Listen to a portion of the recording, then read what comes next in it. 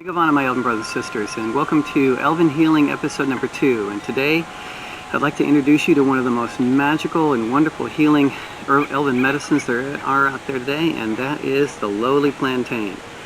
Considered by most people to be a weed in their front yards, and they endeavor so hard to get rid of it, not realizing that this herb here, this simple herb here, has cured so many people of so many different diseases and illnesses.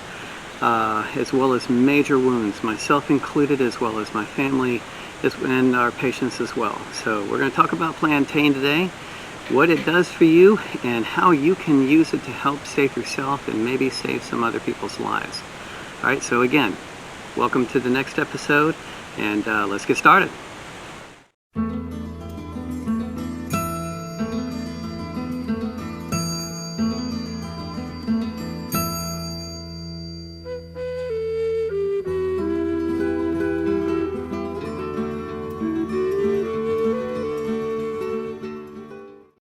Alright, here's the obligatory disclaimer. None of these protocols and herbs that we will be discussing in the Elven Healing series has been evaluated by the FDA. Everything here is for educational purposes as described in the historical uses of these methods. You are recommended by the FDA to continue to see your other doctor and to discuss these protocols before you use them. I have personally used these in my practice. Again, this is for purely educational purposes. Namari.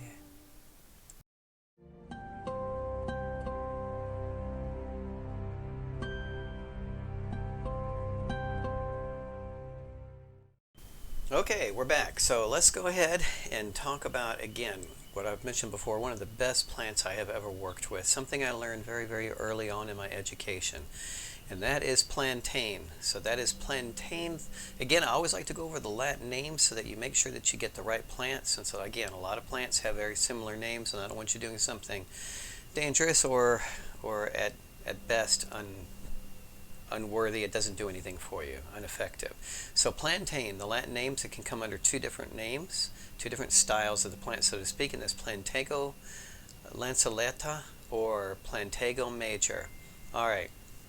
Plantago lanceolata, that's what most people are probably used to. I'll show you some pictures here. It's got little lance leaves, that's why the name lanceolata, these little pointed leaves, whereas Plantago major, more the broadleaf kind of plants. So this is not the plantain that a lot of people think of that looks like a banana. It is not the same kind of plant, hence the reason it's always good to know Latin names for your plants.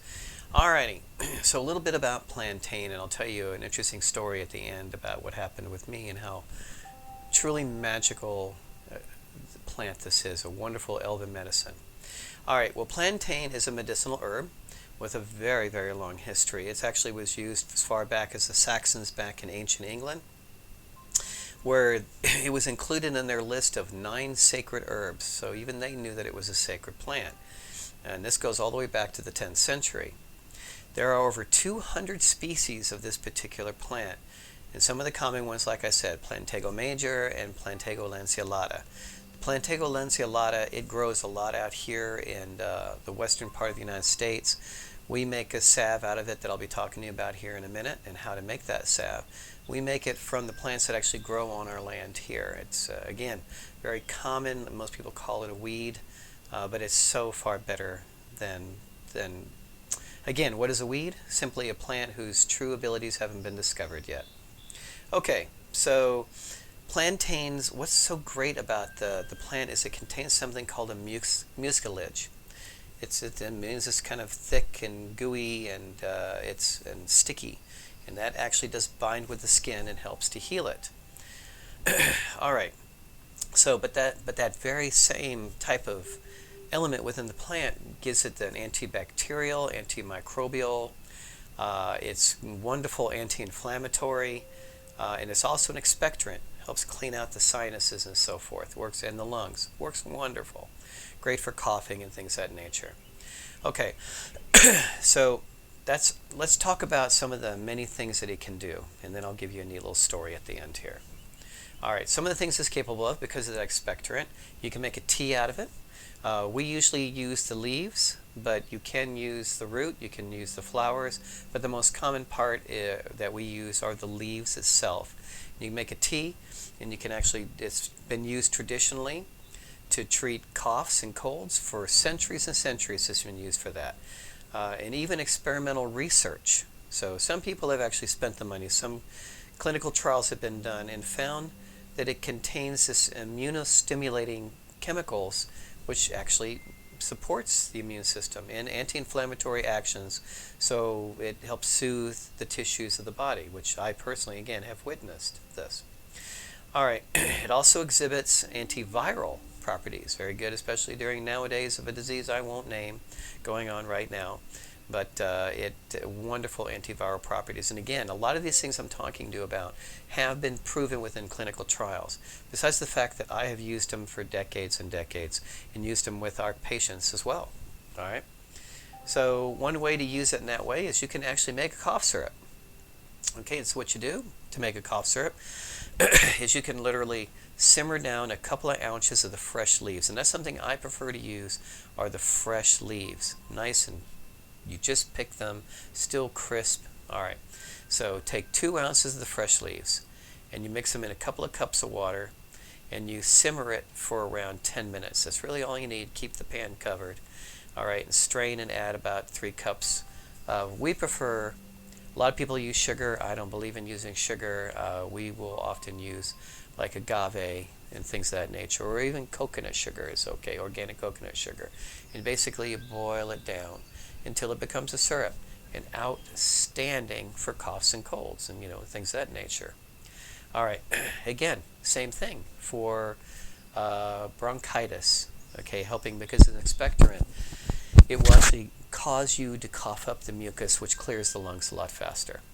Okay, skin irritations, by far it is absolutely outstanding. We love using it for skin irritations. We've used it for ourselves and for our family and our patients to soothe rashes and burns and cuts and things of that nature. Outstanding in that area also is for wounds. So let me tell you about a little story about me. And so here's a true story about how miraculous this plant can be. Well, many, many, many years ago, I used to live in a cottage up in the mountains. And I was still learning a lot of the basics about herbology and using plants for medical reasons. And I was out in a garden that we had up there in the mountains, and I got bit by a spider. All right, very rare, but I did. I got bit by a spider, and it had caused a little ulcer, a little wound on my skin. Well, being the great herbalist that I was, I thought I knew what I was doing, and I thought I'm going to beat this thing just in case it causes any kind of infection. So I went and got fresh garlic, all right, and I cut it all up and I put it on it and then bandaged it up. Well, something many of you may know, but I certainly didn't at the time, is fresh garlic on the skin can cause blisters, can actually damage the skin, straight on it. Well, it did. I woke up the next morning and it was just, what was a little ulcer was now huge, had covered a big portion of the top of my hand, infected. It was just terrible. It was absolutely terrible, and I was like, oh, I really screwed up here. Good lesson learned. So I did what would have been much more appropriate in the first place, was to simply go out and I grabbed up a bunch of plantain. Similar to what with the cough syrup thing, but a lot simpler. I took the plantain, put it in a pan of water, and turned it on and simmered it for about 10-20 minutes. Let the leaves all get soft, and then I turned it off, and it was all covered, and I let it sit there for about an hour or two. Okay, and now I had this very strong tea made from the plantain leaves. And I took the leaves out and I straight on just put them, and so this is called a poultice when you use the actual material, and I put it over the wound. Then I took like a piece of cotton and soaked it in the tea, and then I wrapped that around my hand and then put like saran wrap on it to hold in the moisture and everything, and that was it. That's all I did. Okay, remember this was highly infected, big ulcer, big wound. When I woke up the next morning, I went ahead and pulled out the saran wrap, pulled off the cotton cloth, and pulled off the bits of the plant that were there. and the infection was completely gone. It had literally sucked all the infection out. The wound had closed, and it was healing over. In just 24 hours, I saw such a massive change. Well, needless to say, I went ahead and did that one more time just to help it along, and it healed up. Within a couple of days, it was gone. So absolutely miraculous. So wounds, ulcers inside as well. Make like a tea, strong tea. Great for stomach ulcers. It actually will help heal the stomach ulcers over because of the mucilage that's within them, that chemical that's in there. All right. So one of the traditional ways of using this for like ulcers, okay, one of the traditional methods is to take the dried leaves and take them and powder them, all right, and then eat them, and with a little bit of like raw organic honey on an empty stomach, and it will actually go in with the honey and the leaves, and will coat the ulcers, and they heal over. I have seen miracles with this type of thing. Okay, and for those who can't poop,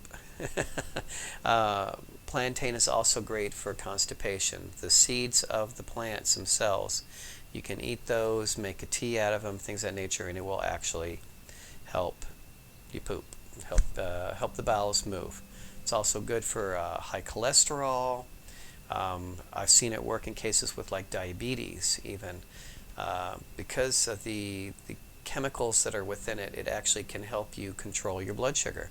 So it's incredible what it's capable of doing. So plantain, very simple little plant. Now, how do we often use it here and use it with our patients is we make a salve that I've been making for a very long time, and we call it the green salve. Not very imaginative, because when you use plantain, the salve comes out to be very pretty green. So I'm going to put up here how we make green salve, and it only has 3 ingredients to it. It has plantain, it has comfrey leaves, all right, and it has chickweed. All of these soothe and heal the skin. While the chickweed is very soothing and healing to it, the plantain and the comfrey are cell proliferants. The plantain coats it, and comfrey also has mucilage in it, and that's Symphytum officinale, and the chickweed is Stellaria media. We combine all those together, make a salve out of it, and we then would apply that salve, and it's amazing. We've never ever had a patient have a wound infected by using it. We've seen the wounds heal very quickly by doing this. But very simple, as you can see up on the screen. I'll put up how to do this. It's, again, you just take the plants, you boil them down, and steep them for hours and hours, and then you add. And we do that in olive oil. And then at the end, after we strain the plants out, we put the oil back in. We start putting in beeswax very slowly, and test it each time. Take a spoonful out, let it cool real quickly, and see if it's going to work. You don't want to add too much beeswax or it becomes hard as a rock, and if you don't do enough, it's just this very slippery goo. All right, so you get it right. It'll take a little bit of practice, and you have this wonderful salve that'll keep for about a year in the fridge. Absolutely outstanding in its miracles. All right, so here you go. Episode 2 of how to use Elven medicine, and of course our best Elven medicine. Some of it is in the plants that Eru gave us in the first place. So I hope this helps. And again, if you guys have any questions, please feel free to put them in the description of this video. And next week we'll go on to, we'll do another video. And I'd like to try to do these again once a week. Next week I'm going to be talking about an absolute miracle for bringing people back literally from the brink of death. And that is something as common as parsley root. The parsley that you see on your table and the part that you usually throw away, I've actually seen patients' lives saved within hours just by using parsley root and another herb. We'll be talking about that next week. All right, so if you'd like to, stay tuned here for a few more minutes, another minute or so, and you'll see a little commercial on the Lamben the Elven School of Lore Masters, are the only online full Elven college where you can earn certifications and diplomas and degrees. All right, all of you have a most blessed rest of the day. Namaste.